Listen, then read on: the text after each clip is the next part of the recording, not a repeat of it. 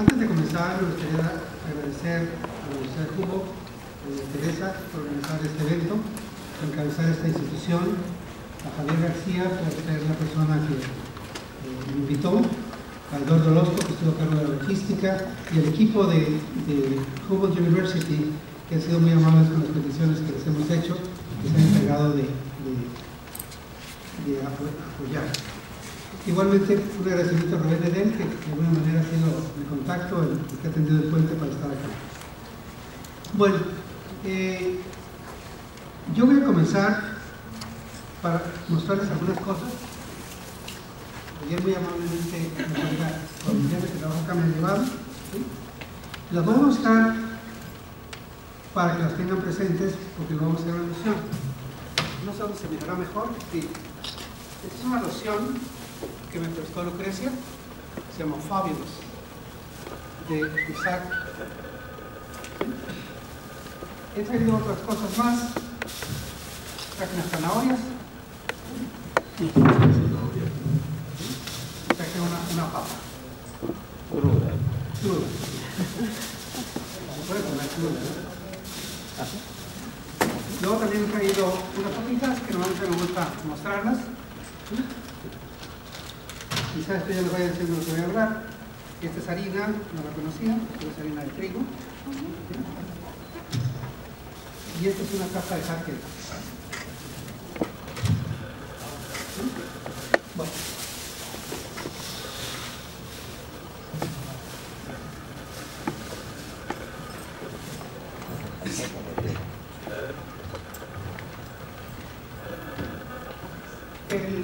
El tema básicamente de la presentación tiene un objetivo.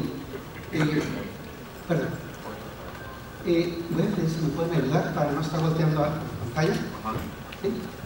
¿Tú me puedes ayudar, Javier? Yo hago mejor que estar de frente. ¿Cómo? Yo hago que estar de frente.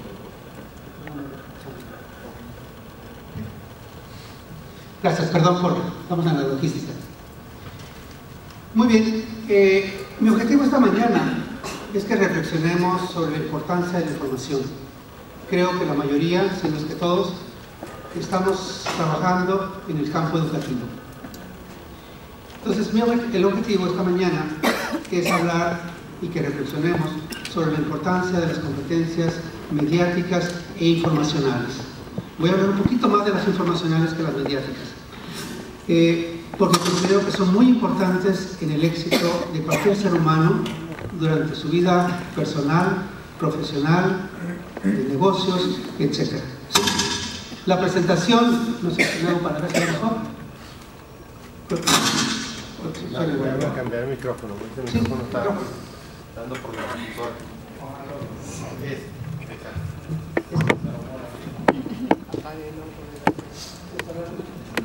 Sí.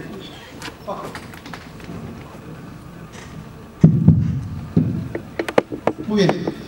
Entonces, vamos a iniciar. He traído estos objetos porque quiero que reflexionemos un poco al respecto. Yo la primera pregunta que les haré esta mañana es, ¿qué desayunaron? Yo les puedo platicar lo que desayuné. Yo hoy me tomé un muffin y una manzana en mi tele. No sé qué habrán desayunado ustedes. Espero que hayan tenido tiempo.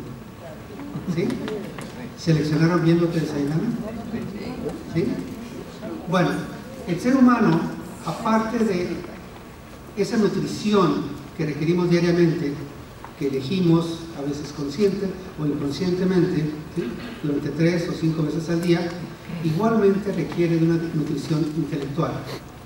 Y la nutrición intelectual viene de los recursos informativos.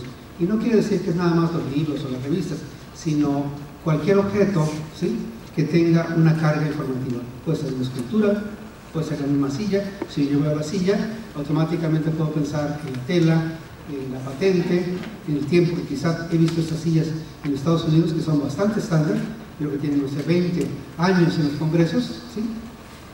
Es decir, nosotros, nuestras capacidades cognitivas trabajan en base a estos insumos. No es el único, obviamente, ¿no? De hecho, vamos a platicar un poco al respecto. Y los temas que voy a cubrir, vamos a hablar un poquito de cognición, que no es mi tema porque no soy psicólogo, ¿sí? Vamos a hablar de las competencias mediáticas, de las informacionales, de evaluación de la información y de la responsabilidad que tiene el sistema educativo y las oportunidades que tenemos nosotros como educadores, ¿sí? Pasamos a la siguiente. A mí me da mucho gusto que este congreso esté dedicado al tema del 21st Century Skills, o sea, las habilidades del siglo XXI, ¿sí? Porque en una forma más magistral, este movimiento que ha estado respaldado por el Departamento de Educación de Estados Unidos y por las principales empresas de software y otras en Estados Unidos en este concepto. Y definitivamente, como una persona que ha trabajado en el campo de las bibliotecas, soy bibliotecólogo de formación y de profesión, ver que uno de los componentes está dedicado al campo informativo, ¿sí? Que es el rojo, el tercero. Entonces, creo que este concepto, no porque pongan en esta importancia la información, considero que es muy adecuado, sintetiza, ¿sí?, bastante bien lo que el ser humano requiere en estos momentos o en estas décadas que estamos viviendo, ¿sí? Si ustedes revisan las competencias, creo que todos requieren de insumos informativos. Y me gusta mucho que mencionen habilidades informativas, que es el primero ¿qué sería? De izquierda a derecha, que mencionen las habilidades informacionales o competencias informativas en primer término, porque normalmente hay una confusión cuando se refieren a ellas. Generalmente las refieren como competencias digitales, pero para mí competencias digitales son más bien los medios, ¿sí? Realmente el contenido es la información.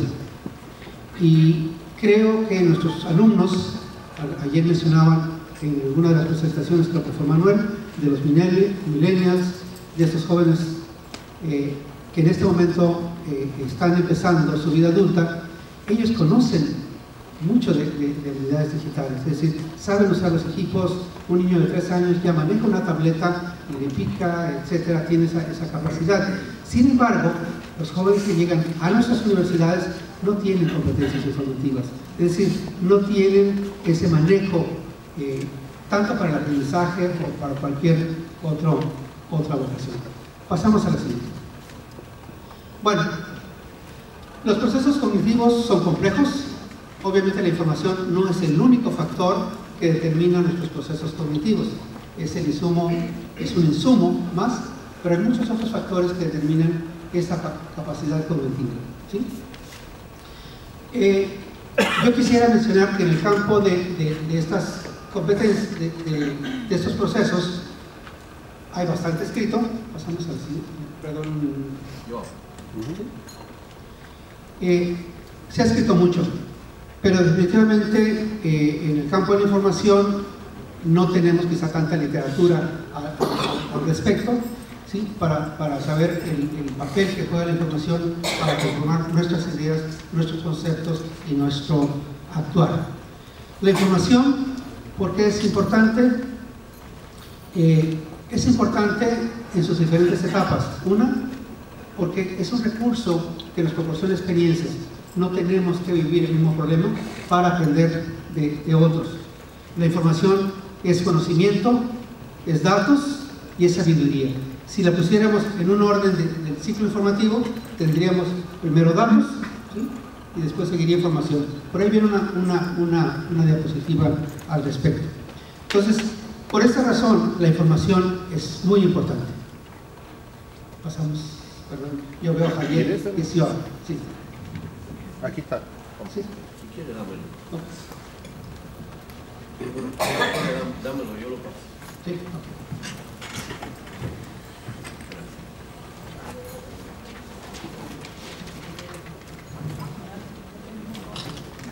Bien, al revés. Voltealo. Dale vuelta. Así.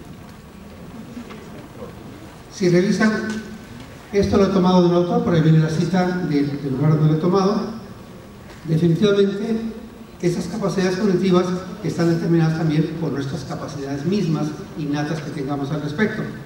Pero en todas ellas, si se fijan, requerimos información. En percepción, obviamente es una capacidad para percibir la información, atención, etc. Pasamos al siguiente. Muy bien, la información nosotros la podemos tomar para tomar decisiones, y decisiones tomamos diariamente. Tomamos decisiones, como mencionaba hace rato, a la hora de desayunar. Quizá no pensamos en todo el proceso alimenticio, pero tomamos decisiones. Tomamos decisiones para tomar el mejor transporte para llegar acá, o la silla que escogieron dentro del aula, ¿sí? Ahora, en el ambiente educativo, pues a nosotros nos interesa la información desde el punto de vista de los procesos de aprendizaje y de enseñanza, ¿sí? También hay un tercer factor que quizá es el que más usan nuestros jóvenes, es usarla como entretenimiento, ¿sí? En un sentido lúdico, de divertirse, que no está mal, pero nuevamente es un contenido que puede ser no necesariamente vital, pero es importante. Pasamos al tema. Ok, aquí voy a mencionarles un poquito de historia. La UNESCO en los últimos 8 años ha promovido la unión de estos dos conceptos, las habilidades mediáticas e informacionales. A mí me tocó trabajar en este proyecto con UNESCO. Originalmente yo estaba colaborando en algunos proyectos en la división de información de la UNESCO. La UNESCO tiene varias divisiones, entre ellas la de comunicación y la de información. La de información es la que se relaciona con la presentación de la información, el acceso a la misma, las bibliotecas, etc. La división de comunicación es la que se dedica a cubrir los aspectos de los medios masivos, cine, televisión, prensa, etc. La primera vez que yo fui contactado para trabajar en un proyecto fue para tratar de determinar indicadores sobre el uso de la información en los distintos países de la UNESCO. Se empezó a trabajar en el proyecto, se generó todo un marco conceptual, se trabajó con el Instituto de Estadísticas en Montreal y se generó una publicación. Sin embargo, a la hora de la presentación, UNESCO invitó a la División de Comunicación y estos se dieron cuenta de que realmente había un traslape en las funciones que tenían ambas divisiones. Afortunadamente decidieron que había que trabajar de forma conjunta y, como resumen, para no extenderme tanto, crearon el concepto que le llaman MILI, Media and Information Literacy, que es un concepto que se ha venido desarrollando en los últimos 5 años más o menos. Ya en este momento hay congresos en diferentes partes del mundo con este enfoque conjunto, ¿sí? Esta unión de los conceptos no es fácil, pero sin embargo se genera colaboración y genera sinergia entre los diferentes grupos que trabajan. Las personas que trabajan en los medios masivos generalmente tienen más poder en la toma de decisiones a nivel gobierno, a nivel escuelas, por sus mismas capacidades de comunicación. Sin embargo, en el área de información, ahí tiene una ventaja, que es una ventaja académica. Normalmente en el área de información se tienen más recursos, por ejemplo, normas, estándares, cosas que no tenían los de medios masivos, ¿sí? Entonces, se creó el concepto de MIL, y este concepto ha tenido, obviamente, gente que está a favor y gente que ha estado en contra. Pasamos al siguiente, ¿sí? Este concepto es muy importante que nosotros lo analicemos porque la realidad en verdad no existe como tal, no hay una realidad única, sino cada uno de nosotros formamos una, ¿sí? Y esa realidad depende de esos insumos informativos, de nuestros propios valores, de los conocimientos que tengamos. Esta realidad, para bien o para mal, está conformada mucho por los medios masivos, ¿sí? Lo que sería la parte mediática. Pasamos a la siguiente. Por ejemplo, yo creo que los que fuman y no fuman han visto las cajetillas. Yo cuando las veo me parecen bastante feas por las fotografías que traen, ¿sí? Esta trae un feto. En México miré otra cajetilla que traía un ratón es decir, trae fotos grotescas. Sin embargo, es una información que se le está dando a la persona que fuma. Y la persona que fuma toma la decisión de fumar o no en base a la información, pero también a sus cuestiones afectivas, a su propia personalidad, a sus propias necesidades. Entonces, a veces la información sola no sirve para nada si uno tiene un marco de valores o necesidades, ¿sí? Eso nos puede impedir o nos puede limitar el uso informativo, ¿sí? Por ejemplo, ayer la colega me llevó al supermercado, ¿sí? Y compramos esto en un supermercado que se llama Sedano, aquí cerca de la universidad. ¿Saben cuánto costó cada uno de ellos? ¿Los que viven en Estados Unidos? ¿Tienen alguna idea? $1. 1.50. 1.20. De hecho, la bolsa costó 1.36. ¿Y la papa cuánto costó? Por ahí 20 centavos. Costó 33 centavos. ¿Sí?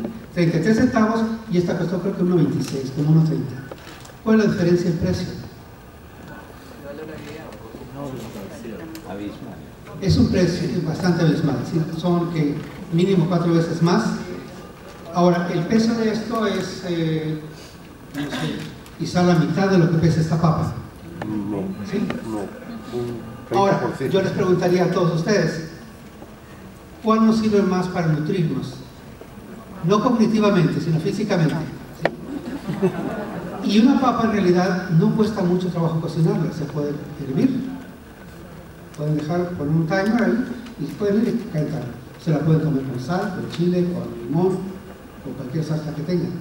Sin embargo, este producto, ¿sí?, que pesa tan poquito, quizá ha gastado la mitad para promover su consumo. Y lo mismo sucede con bebidas, ¿sí? Este tipo de decisiones lo hacemos mucho por la información de mercadotecnia que tienen las empresas que toman las decisiones. En mi país, por ejemplo, creo, yo no he revisado las estadísticas personalmente, pero según la prensa somos el país número 2 en sobrepeso. Y México hace 40 años era un país de una población delgada, ¿sí? En general era una población delgada, la comida era diferente. Pero en los años 70 empezaron las papitas. Empezaron ahí localmente, después recuerdo que llegaron ya las papas de PepsiCo, o PepsiCo compró las compañías locales y surgieron las papitas. Pero así han surgido muchos otros productos. Este ejemplo lo he usado en otras presentaciones. Si se fijan, normalmente los productos que nos venden son fáciles de adquirir, están muy cómodos de adquirir, tienen una carga de sal enorme para que nos sepan buenas, tienen glutamato de sodio para que nos sepa todavía mejor. Si ustedes leen la etiqueta, el glutamato de sodio realmente nos altera nuestras papillas gustativas y nos parece fabuloso lo que le pongan. El azúcar sabe mejor, la sal sabe mejor, el chile sabe mejor. Si le quitan el glutamato, quizá les va a saber a lo que realmente sepa el producto. Pero sin embargo, nosotros, por la publicidad de las habilidades mediáticas, nosotros lo compramos. Es fácil, no es barato, pero es fácil, es agradable, es muy bonito.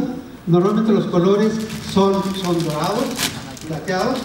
Por ejemplo, esto tiene un color plateado, muy bonito, ¿sí?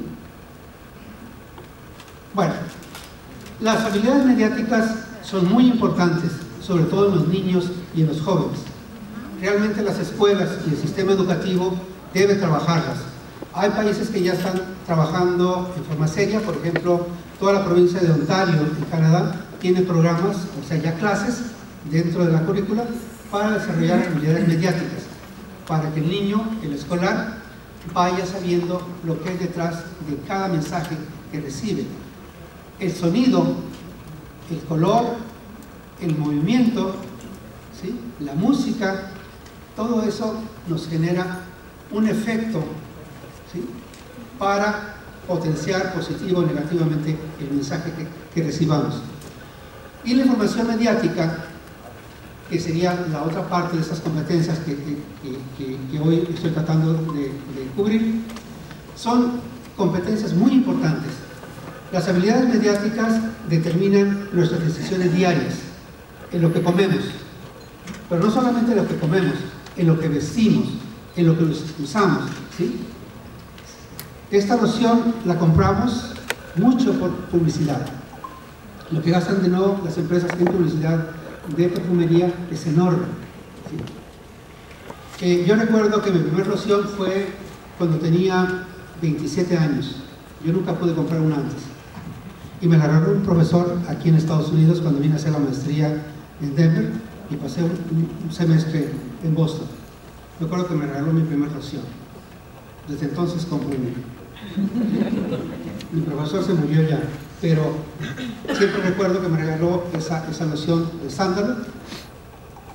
Y obviamente para mí no era una necesidad todavía, pero sin embargo la disfruté y hasta ahora la compro, ¿sí? Puedo salir un día sin ella y no me pasa nada, pero cuando me la pongo me imagino el modelo o la modelo que está detrás, ¿sí? Me da esa sensación. El ser humano le gusta la fantasía, le gusta soñar, es parte de nuestra capacidad humana, por eso vamos al cine, por eso leemos. Y lo mismo sucede con los objetos que nos venden, y que nos los venden de una forma persuasiva, ¿sí? Bueno, esta información mediática, esta información mediática determina nuestra salud en forma diaria, ¿sí? Determina también toda la actividad sexual. Si se fija, la mercadotecnia descansa mucho en la parte erótica, ¿sí? Yo por ejemplo me gusta revisar la revista, algún tiempo compré la revista Men's Health, y siempre habla de cómo tener un abdomen plano, de cómo hacer un mejor desarrollo, un desempeño sexual, pero casi todo está relacionado con sexo. ¿Por qué? Porque es el mayor placer que tiene el ser humano. Entonces realmente es algo bastante explotado. Igualmente determina nuestra economía. A mí me impresiona, por ejemplo, que en mi país gran parte de la población de escasos recursos no ahorra. Uno, por tradiciones propias que tenemos ya del pasado, de ciertas festividades, pero otra, porque la misma publicidad hace que las personas siempre estén endeudadas para tratar de cubrir un sueño. Y yo les digo, es que estás viviendo el futuro antes de que llegue, ¿sí? Y es un futuro que te va a doler, porque vas a pagar cuando ya no tienes el producto. El vestido quizá ya no va a estar tan bonito, ¿sí? Ahora, en esta parte, en la parte de la política, las habilidades mediáticas son fundamentales, ¿sí? Y ahora voy a poner un poquito de... ¿sí? Ok, ahora, ¿cómo funcionan las habilidades mediáticas? Ustedes lo saben, el aprendizaje es igual. Si usamos información, cualquier aprendizaje requiere tener los elementos sentimentales, las emociones. Manuel ayer en su presentación mencionó cómo hacer este tipo de usar estos datos, sobre todo en el campo de la educación. Yo tengo un hijo que se dedica al desarrollo de software, tiene una empresa, él es diseñador instruccional, y estuve hace 2 fines de semana en su departamento con su novia, y comercial, mi hijo vende un software para administración de condominios. Creo que es el que ahorita es el líder en México, tiene clientes en Colombia, Chile, etc. Es un muchacho de 27 años. Entonces, digo, ¿y cómo le hacen con la promoción? Dice, pues tenemos una persona contratada que se dedica a todo lo que es la mercadotecnia y estar atendiendo a los clientes, y otra persona que hace las llamadas, etc. Generalmente porque las personas no saben usar el recurso. Y digo, ¿cómo lo hacen con la promoción? Me dice, es fácil. Están pagando a Google y a algunas redes sociales. Me dice, cuando una persona entra y busca, no sé, sistemas de administración de condominios, entra los cookies, toma los datos de la persona, y la persona cada vez que abre una red social le aparece nuestro anuncio. Y digo, oye, es bastante agresivo. No, es por si la persona decide si le sirve o no. En otras palabras, una vez que uno entró y buscó por ese software o un software relacionado, Google lo va siguiendo. Abre otra aplicación y le sale, ¿no? Tenemos una solución para sus problemas, ¿no?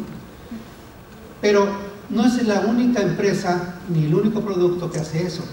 Lo hacen todos, bueno, no todos, pero muchas empresas usan esta estrategia. Y en este momento es muy difícil decidir. Realmente deciden por nosotros las grandes empresas.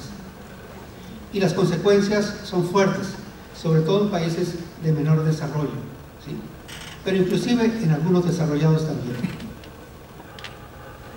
Pues sí. Tenemos el ejemplo de Gran Bretaña. A mí me sorprende. Yo, Gran Bretaña es un país que lo aprecio. Yo pasé 4 años porque hice el doctorado.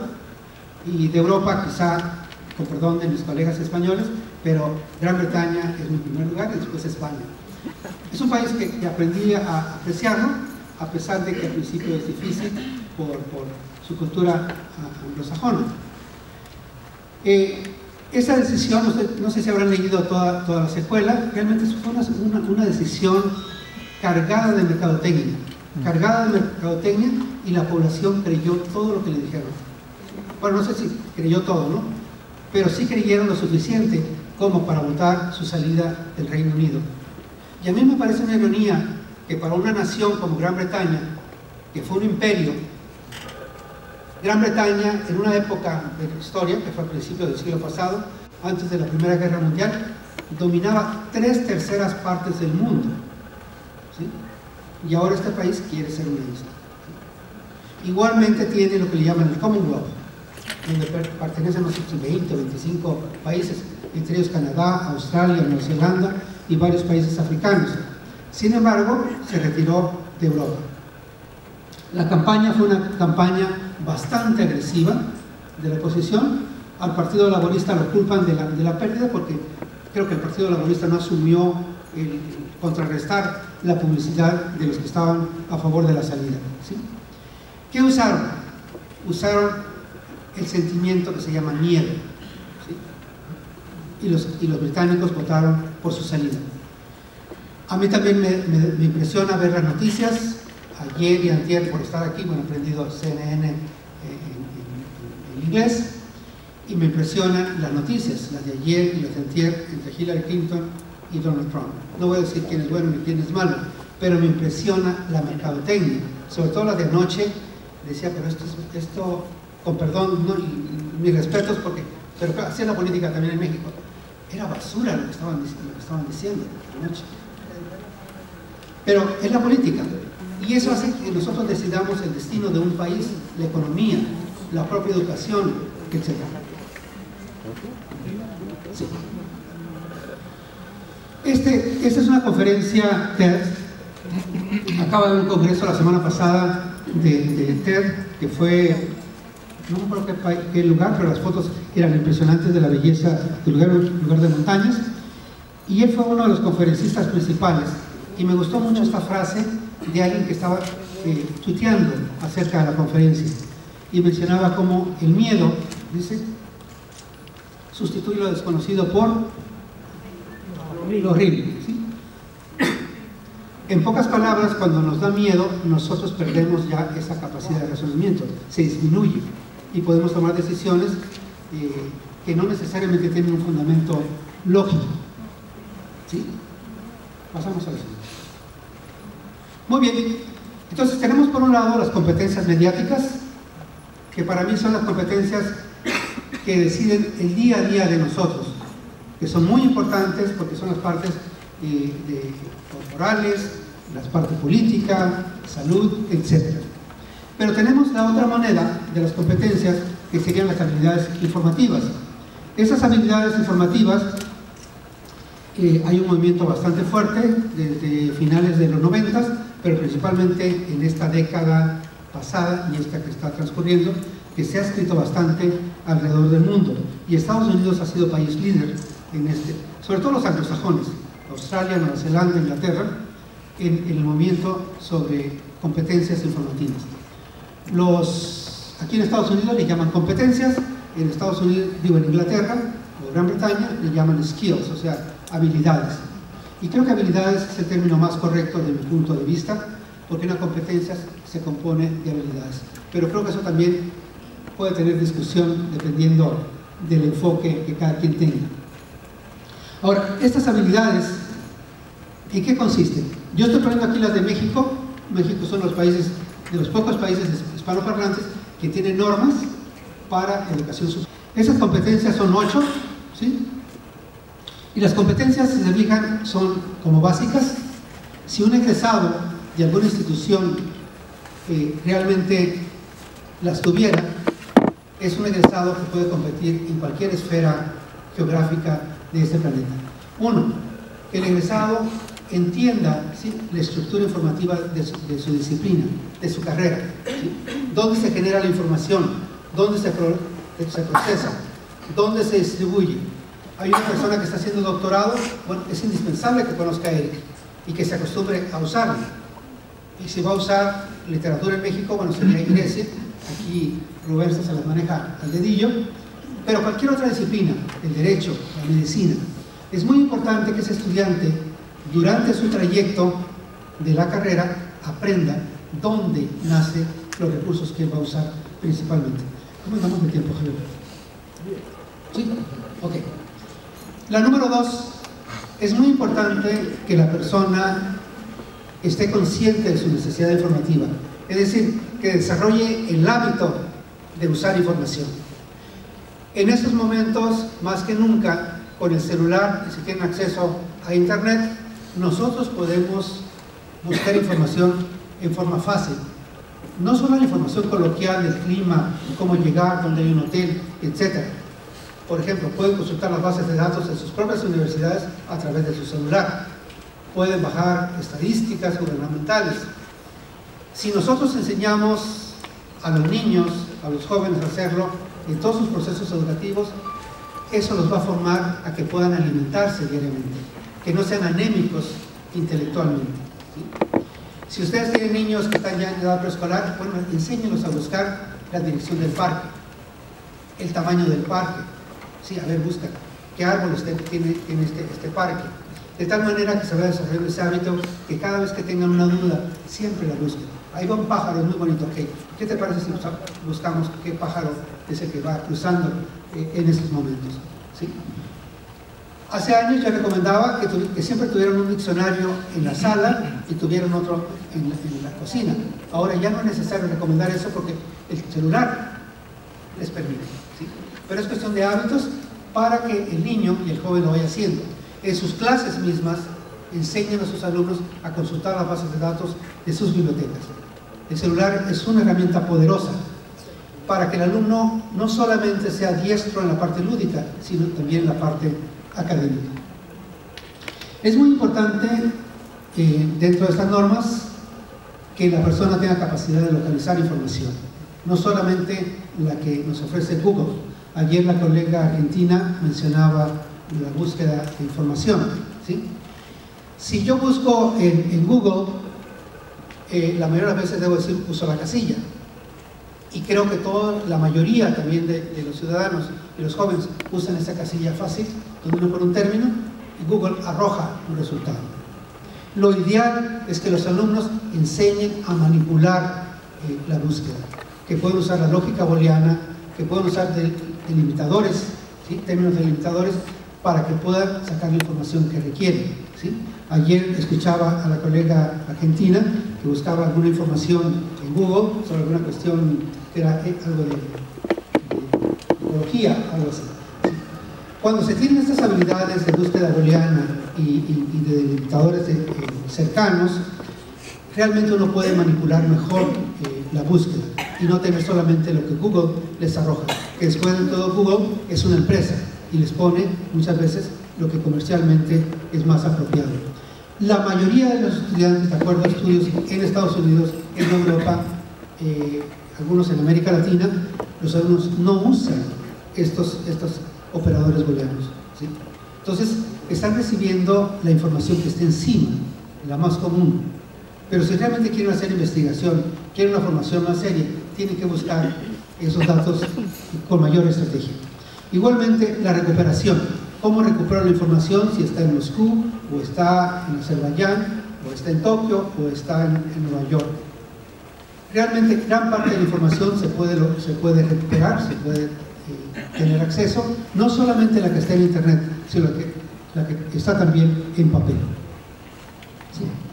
Ahora, el último criterio, voy a hablar un poquito más después, que es el de evaluación. Si se fijan, las competencias van subiendo en demandas cognitivas, en una demanda intelectual. Y en la quinta hablaríamos de evaluación de información. No voy a hablar mucho porque traigo unas diapositivas al respecto, que considero que es como que la básica después de las primeras quizás son como más operativas, ¿sí? Pero la evaluación de la información es crítica, ¿sí? No debemos creer lo que nos digan. Yo siempre les digo, cree, pero al mismo tiempo ten duda, ¿sí? ¿Por qué estás aquí? ¿No pudieras estar en otro lugar mejor? ¿Por qué estás sentado? ¿No pudieras estar acostado? ¿O no puedes estar parado? Siempre hay que preguntarse. Por ahí leía también una cita de un autor donde decía que la duda es la mejor muestra de la inteligencia humana, o sea, y que esa duda se transforma en una pregunta. Bueno, después, luego regresamos ahorita al punto número 5 y 6. Es muy importante que el alumno aprenda a usar esa información, que la haga suya, que la incorpore al bagaje de conocimientos que tiene. Normalmente, yo dirijo tesis de doctorado, no solamente en la Universidad Veracruzana, algunas de aquí de Estados Unidos, otras de América Latina, y normalmente al alumno le cuesta trabajo enorme incorporar esa información a su propio bagaje de conocimientos. Le cuesta mucho trabajo, ¿sí?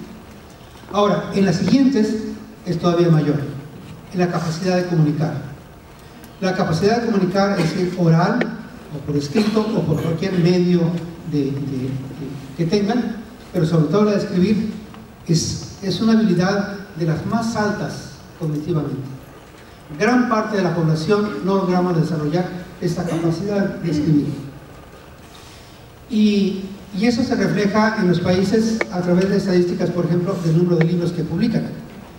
Nosotros podemos hacer una correlación fácil de cómo el número de libros publicados va de acuerdo al desarrollo socioeconómico y educativo de un país. A menor desarrollo, menores publicaciones tiene, porque tenemos menores capacidades para escribir. Y escribir es muy importante porque nos permite unir una serie de competencias, la de lectura, la de comprensión, la de búsqueda de información, esa capacidad inquisitiva que el ser humano tiene desde que nace, pero de alguna manera lo pierde.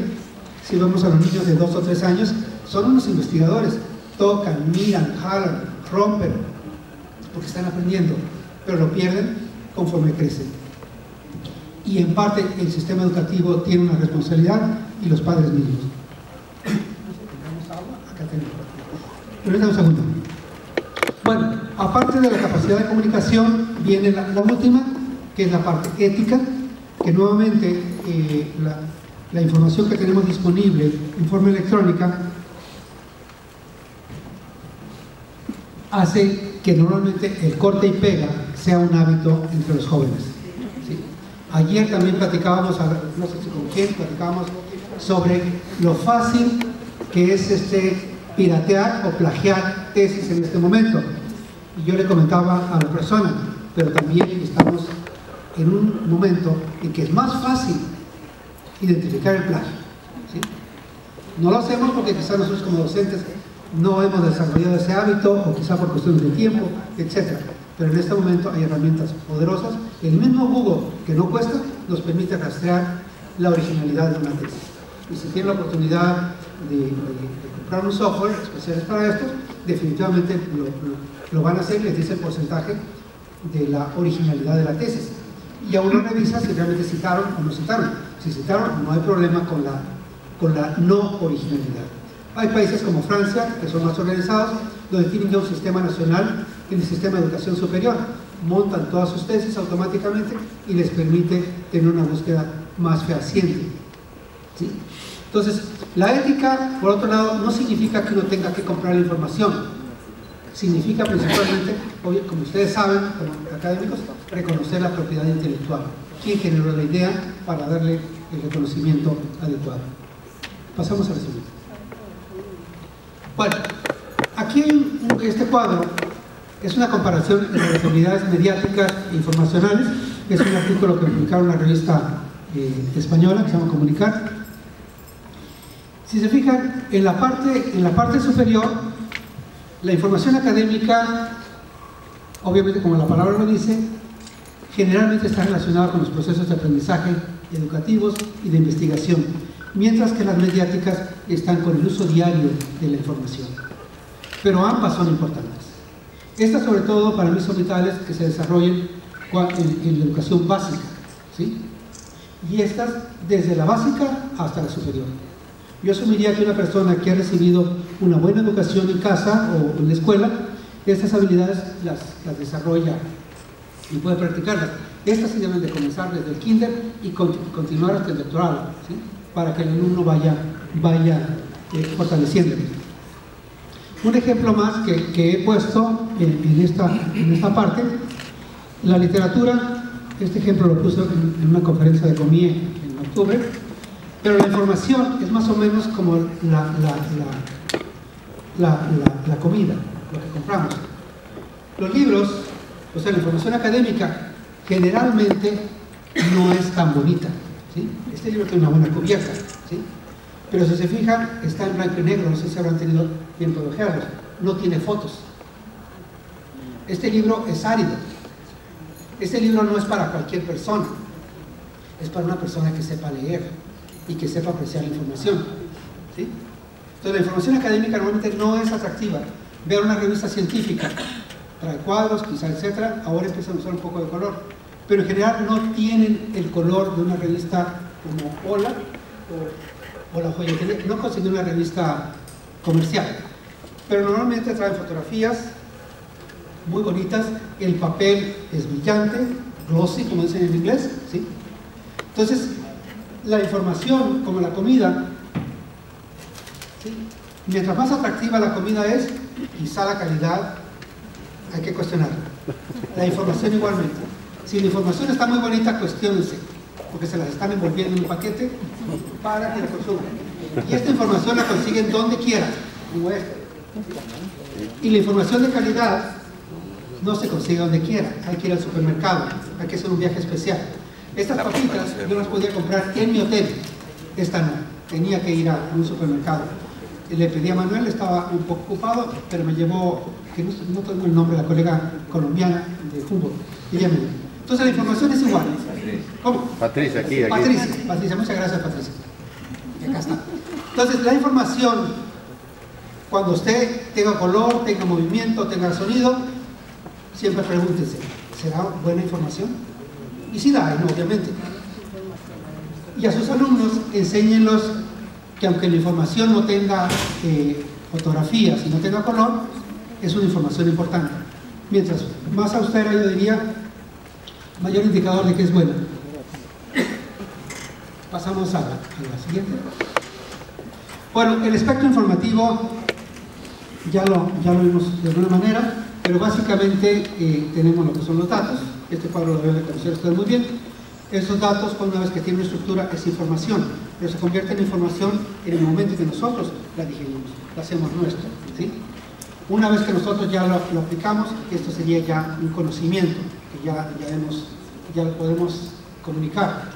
Y si nosotros le aplicamos principios, valores, etcétera, esto puede ser sabiduría, que sería el nivel más alto en el uso informativo. Pasamos al siguiente. Ok, la información, a mí me gusta el modelo constructivista porque definitivamente pone la información como un elemento indispensable. Y yo creo que estas teorías educativas definitivamente están en lo correcto. La persona necesita aprender esa información. Es más, si una persona aprende a usar muy bien la información, no nos necesita a nosotros como maestros. Me estoy atreviendo a aseverar eso, pero lo hago simplemente para que ustedes lo piensen. Realmente una persona que sabe leer puede ser autodidacta, ¿sí? Claro, sí requiere del maestro, porque el maestro socializa, de alguna manera motiva, permite esa interacción, el cuestionamiento, pero en realidad si nosotros conducimos ese proceso de facilitar ese aprendizaje, el alumno puede ser una persona autodidacta. Las bibliotecas que tienen 1 millón de volúmenes, no sé cuántos tendrá aquí Florida State, pero debe tener más de 1 millón de libros. Realmente cualquier persona que tenga hábitos de lectura y hábitos para aprender, es una persona que puede aprender lo que quiera, ¿sí? Bueno, en estos modelos definitivamente nosotros debemos descansar si queremos que el alumno aprenda por sí mismo lo que él requiere. Pasamos a eso. Muy bien, aquí hay ¿cómo estamos de tiempos? La conferencia está muy interesante. Sí, pero con toda confianza. Nos quedan 6 minutos para 1 hora. Ok, perfecto. Entonces voy a ver estos cuadros de forma rápida para cerrar. Miren, en Estados Unidos se aprobó el año pasado lo que le llaman el Information Literacy Framework. Es un documento muy bueno, está gratuito, es Open Access. Pueden entrar a esta asociación que es la ACRL, que es la Association of College and Research Libraries, que depende de la ALA. Acá viene la liga, ¿sí? Si quieren la presentación, yo la voy a subir a SlideShare y ahí la pueden bajar, o no sé si Humboldt las voy a poner en algún lado. Sí, las vamos a poner. Pero básicamente la ACRL se movió de una posición que tenía de proveer estándares a proveer un marco conceptual para que las universidades, las instituciones, tuvieran un enfoque holístico, ¿sí? Donde básicamente habla de 6 fases. El documento se acaba de aprobar hace un año, donde básicamente hace un repaso de la importancia de la información en el proceso educativo, ¿no? De la autoridad intelectual, de cómo se crea la información, el valor que tiene, el papel que juega la información de investigación, el proceso de aprendizaje, que sería el 5, ¿sí? Y ya la búsqueda de información. Bien, las diapositivas siguientes no voy a detenerme, porque de alguna manera ya lo hemos visto, la importancia de evaluar la información, de identificar la autoridad de la misma, ¿sí? Cada tipo de información tiene un cierto criterio de evaluación. Por ejemplo, acabo de comprar unos libros, pero este, por ejemplo, es un manual para periodistas que estén cubriendo situaciones de emergencia. Cuando hay un terremoto, por ejemplo, viene aquí el ejemplo del terremoto de Japón, vienen varios ejemplos de noticias graves que han sucedido, y cómo el periodista tiene que evaluar las fuentes, ¿sí? Y está en un momento donde tiene minutos, a veces tiene horas, pero el libro básicamente le guía de cómo debe de cuestionar las fuentes, ¿sí? Independientemente de la receta que tienen, que creo que es parte de una de las diapositivas finales, ¿no? Que le llaman las 5 Ws, que es what, when, how, y luego la S, que sería, ya no sé qué significa la S. Bueno, ahora lo vamos a ver. Pero en fin, cada tipo de información tiene sus fuentes. Posiblemente, ahorita lo vamos a ver. Luego, por ejemplo, acabo de comprar otro, muy interesante, el librito, sobre cómo evaluar información en forma de objetos. Entonces, básicamente, esculturas. Cuando uno ve una escultura, por ejemplo, que va por Washington, D.C., y mira las esculturas, el libro menciona y pone ejemplos de esculturas que se han hecho a lo largo de la humanidad, y dice, bueno, siempre hay que preguntarse, ¿quién construyó esa escultura? ¿Qué era lo que predominaba en la época? ¿Sí? Y te das cuenta de que quizá la escultura a lo mejor no debería estar ahí, ¿sí? Pero cada objeto, ¿sí?, tiene un mensaje. Por ejemplo, en México, Porfirio Díaz, que fue una persona que estuvo, creo, 40 años en el poder, un dictador que tuvo sus cosas positivas porque creó un México cohesivo, realmente lo que conocemos ahora como México, aunque luego termina quedándose mucho en el poder y viene una revolución. Pero él, por ejemplo, en una forma muy sabia, creó muchos de los símbolos nacionales de México. Por ejemplo, Miguel Hidalgo. La fotografía que nosotros vemos, según un periodista que tampoco he revisado su veracidad, señala de que fue una creación de Porfirio Díaz. Los niños héroes de Chapultepec, también una historia que fue creada y que ahora ven niños héroes por todo el país, ¿sí? Muchas calles que se llaman igual, pero fue una historia que fue creada y eso nos ha dado una identidad. Entonces, es una guía sobre cómo evaluar, ¿sí?, esas fuentes. Entonces, cada tipo de información, un sitio web, un artículo científico, una revista de divulgación, cómo debe uno evaluarlo. Y esos son ejercicios que en la clase deben ser parte del quehacer nuestro. Pasamos a la siguiente. ¿Cómo se transmite la información? Que realmente vienen muchos mecanismos. Este marco conceptual tiene lo que le llaman las fases, que serían estas, y después de eso tiene lo que ellos le llaman propositions, que vienen un desglose de todas las partes, ¿sí? Que hay diferentes tipos, el valor de la misma, los derechos, que son tan importantes, de hecho es uno de los retos mayores en habilidades informativas. Pasamos a la siguiente, ¿sí? El papel que juega la información en la investigación, ¿sí? Cómo los usuarios, ¿sí? Bueno, básicamente habla de cómo el conocimiento toma tiempo, que es un proceso que requiere que no se hace en un día. Pasamos al siguiente. Que realmente cuando alguien hace una tesis es un eslabón de otros que se han creado y que se pueden crear. Igualmente la parte de búsqueda. Bueno, ¿qué nos queda?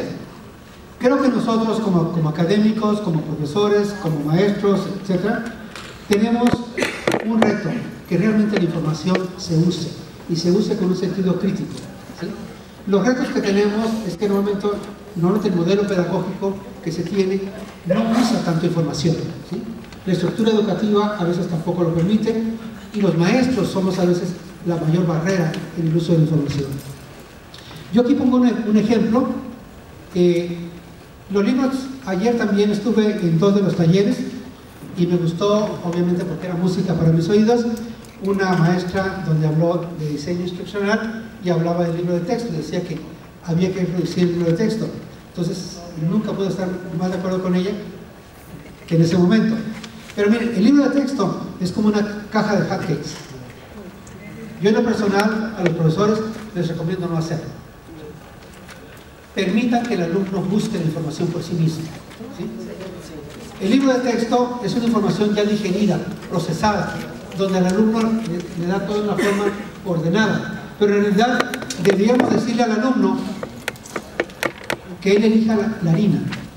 Puede ser de trigo, puede ser de arroz, puede ser de maíz, puede ser avena, centeno, lo que a ustedes se les antoje, para que él haga los hotcakes y los haga en la forma que lo desee, con sal, con azúcar, con miel o con limón, como uno de mis hijos le ponía a los hotcakes. Entonces, es muy importante que haya esa libertad en el aula. Al principio quizás les cueste más trabajo, pero como decía también uno de los ponentes ayer, si nosotros usamos este tipo de estrategias, nosotros como profesores terminamos aprendiendo. No es lo mismo que yo les dé leer un capítulo, ¿sí?, a que les diga, traigan un artículo cada quien diferente y quizás vamos a tener 15 o 20 puntos de vista. Siguiente. Bueno, obviamente el sistema educativo tiene esas grandes responsabilidades, porque las habilidades informativas no son únicas, requieren de formaciones anteriores del estudiante, ¿sí? Esas habilidades de lectura, ¿sí?, la capacidad de investigar, ¿sí?, las habilidades informacionales, la de redacción, etc. Pasamos a la siguiente. Y lo que es muy importante, que haya siempre ese sentido crítico en el uso de cualquier recurso, sea información mediática o sea información académica. Aquí ven los factores. Esos son factores que son en cualquier tipo de información, sea una escultura, sea para un periodista, para un académico. Esos serían los factores que hay que tomar en cuenta al momento de evaluar la información. Aquí tenemos el ejemplo de los periodistas. Este es bastante conocido, que le llaman, son las 6 Ws y una H, o sea, how, ¿sí? Este es famoso, realmente fue creado hace unos 50 años, creo, aquí en Estados Unidos, ¿sí?, que es lo que los periodistas deben preguntarse al momento de preguntar, de generar un artículo o una noticia. Si se fijan, de alguna manera tiene elementos del anterior, ¿sí? Aquí sería who, when, Where, who, what, when, why, and how. What, where, where, how, y la última sería la H, how. La verdad es que si nosotros este bosquejo tan simple lo lleváramos al aula y hiciéramos que los alumnos se preguntaran, definitivamente tendría un sentido crítico. Ok, pasamos a la siguiente. Aquí hay un modelo pedagógico, me ha tocado trabajar ya como en 2 universidades, en este momento coopero con una para generar una cultura de la información. Es una universidad acreditada por la Western Association, que sería como SACS por acá. Este es el modelo de la UACJ, donde realmente es muy importante que esta estructura esté orientada a desarrollar estas habilidades. En estas universidades, en las 2, las habilidades informativas o informacionales son parte del perfil de egreso del alumno, y eso cae como cascada al resto de la universidad. ¿Sí? Bueno, conclusiones. Ambas competencias, tanto las mediáticas como informacionales, son vitales en nuestra vida. En la medida en que nosotros las desarrollamos, tenemos una posibilidad o muchas posibilidades de hacer mejor las cosas, de decidir mejor nuestro quehacer diario o nuestra propia vida académica. Definitivamente necesitamos un sentido crítico de las mismas, y es un ingrediente no solamente para los procesos educativos, sino también, como ya lo he mencionado muchas veces, para nuestra propia vida diaria. Y realmente la sociedad requiere de personas que sepan alimentarse, ¿sí? En esta parte que yo le llamo el penthouse, ¿sí? Necesitamos alimentarlo bien, así como que lo que desayunaron hoy esta mañana, que hoy desayunen también algo para su cerebro, ¿sí? De tal manera que aprecien objetos como estos, que son baratos y son nutritivos. Muchas gracias.